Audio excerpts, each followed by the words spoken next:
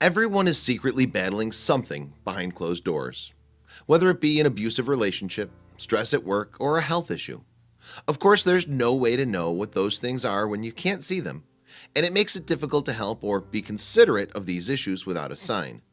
That's why children around the United States started sporting tiny hearts drawn on their wrists.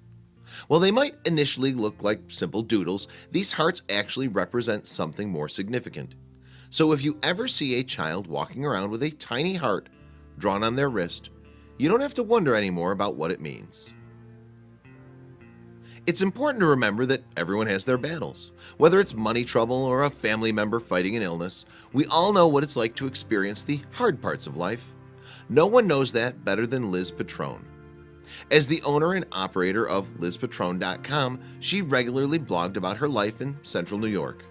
Never one to shy away from the personal, Liz talked frequently about her family and especially her kids. One recent post, however, really caught people's attention. Sharing deeply personal stories was exactly why Liz started her blog.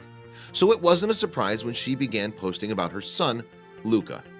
It was when her readers learned all about the reason she drew a heart on his hand recently that they couldn't help but feel moved. Having battled mental health herself, Liz has openly blogged about postpartum depression, which she faced after giving birth to her third child. In her writing, she often stressed the integrity of National Postpartum Depression Awareness Month. We need to keep talking even when we don't want to, even when it's unsightly or embarrassing or uncomfortable, because 1 in 8 women suffers from postpartum depression or anxiety following the birth of a child, Liz's post read. So, what was the deal with the heart?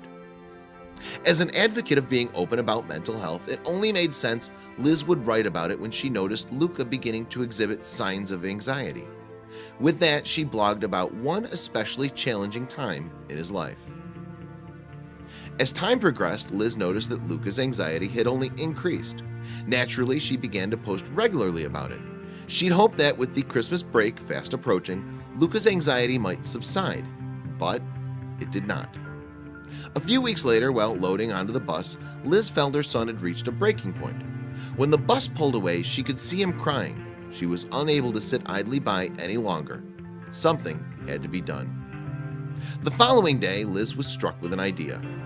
Grabbing a pen, she took Luca's wrist, kissed it, and marked the spot where her lips had touched his veins, where they share blood. Then she drew a tiny heart in that spot. I know it's hard sometimes out there. I want you to look at this heart every time it feels like too much, Liz told Luca. I want you to look, and I want you to remember that no matter what happens out there, someone is here waiting for you to come home. Someone loves you. As Luca got onto the bus, all he could do was stare at the heart on his wrist. Maybe what we all need to remember is just that simple, Liz wrote on Facebook. Maybe it's not a fix, not by a long shot, but it's a comfort just the same. And comfort can go a long way when you know someone loves you. It wasn't long before Liz's post began to attract outside attention.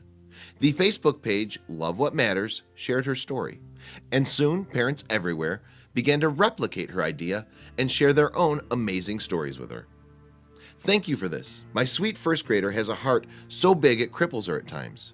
I've had to pick her up from school when it becomes too much. One mom named Amanda replied, I'm looking forward to trying this tomorrow with her. Liz was stunned by the response to her post. Thank you so much for sharing this message, Love What Matters. To all my mamas and papas with anxious little ones, I feel you. Also, I swear these kids are going to change the world with their big hearts. We just got to get them there, she wrote. Liz's idea wasn't the only one of its kind either. A British mom named Louise Mallet had been doing something similar with her own son called the hug button. I could tell he was feeling a little emotional this morning, so we had a chat and came up with the idea of having a heart each, and if we pressed it, it would send a hug to the other, she wrote online. Louise's son Max found great comfort in this little hug button.